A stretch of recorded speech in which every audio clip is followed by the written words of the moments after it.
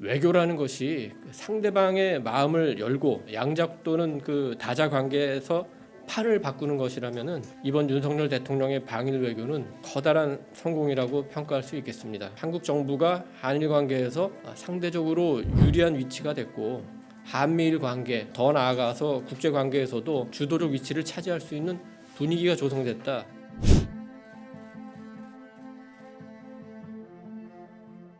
이번 정상회담은 한일 관계를 미래지향적으로 전환하는 중요한 출발점이 됐다는 평가가 한국과 일본 양국은 물론이고 국제사회에서도 공통되게 나오고 있습니다.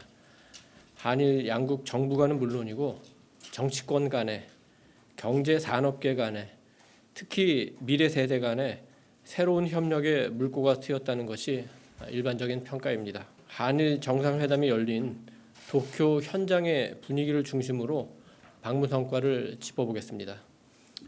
외교라는 것이 상대방의 마음을 열고 양자 또는 다자 관계에서 판을 바꾸는 것이라면은 이번 윤석열 대통령의 방일 외교는 커다란 성공이라고 평가할 수 있겠습니다.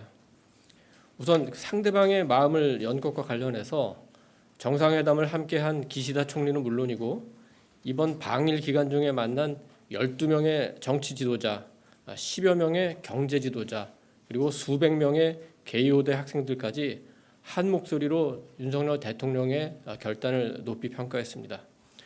현재 일본 정계에서 가장 영향력 있는 정치인 가운데 한 사람인 아소다로 전 총리는 17일 대통령과 만난 자리에서 국내 정치 사정이 있을 텐데도 이번 방일을 결정해줬다.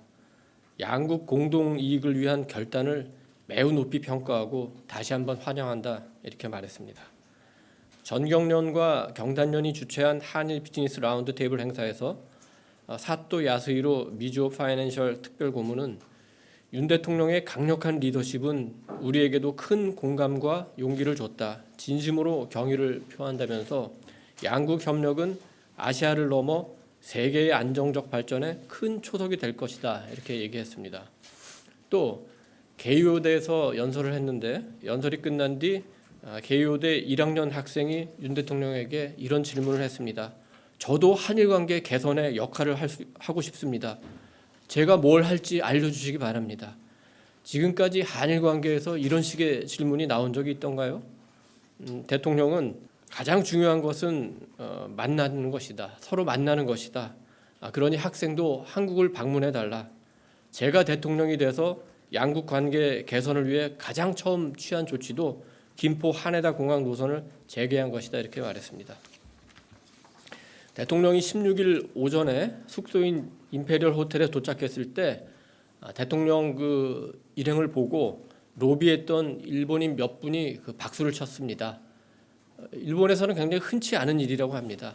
그런데 하루 만인 17일 대통령 일행이 숙소를 떠나서 공항으로 갈 때 호텔의 모든 직원이 일렬로 도열해서 대통령 일행이 떠난 후까지 계속 박수를 쳤습니다.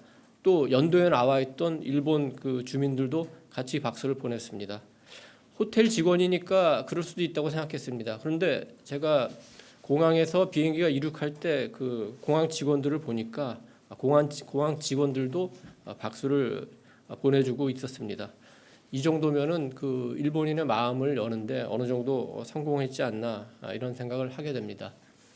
또 아까 말씀드린 양자나 다자 관계에서 관계의 판이 바뀐다는 것은 이번 일본 방문으로 물론 단 이틀이지만 한국 정부가 한일 관계에서 상대적으로 유리한 위치가 됐고 한미일 관계, 더 나아가서 국제 관계에서도 주도적 위치를 차지할 수 있는 분위기가 조성됐다는 점을 말씀드리고 싶습니다.